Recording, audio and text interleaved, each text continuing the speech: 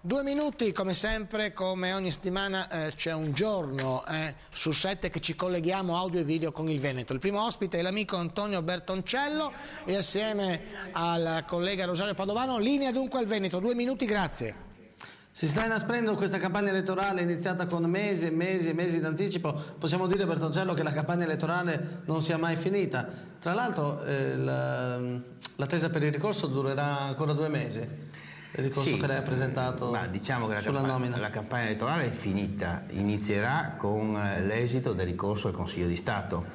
È chiaro che in questo momento le forze politiche, almeno quelle di centrodestra, stanno forzando sulla situazione politica, senza però, al di là delle critiche che fanno a me personalmente e al centro-sinistra, non mi pare che il tavolo della discussione siano i progetti. Ecco, io ho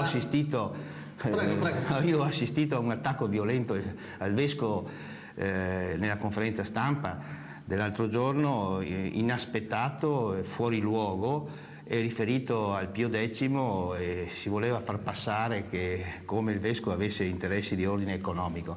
Ormai questa politica credo che non paghi più. Credo che l'attacco al sindaco sia ora di smetterla, discutiamo e prepariamoci al futuro discutendo di programmi. Io sarei interessato a capire finalmente cosa pensa il centrodestra sulla perfosfati, o perlomeno come intende muoversi sul Pio X, sul centro storico, sul polo ospedaliero e sullo sviluppo di questa città, compreso il PAT. Discutiamo di queste cose, non parliamo più...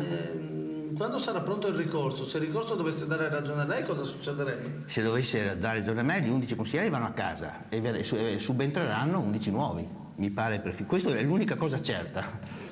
Quindi è ancora tutto sub iudice?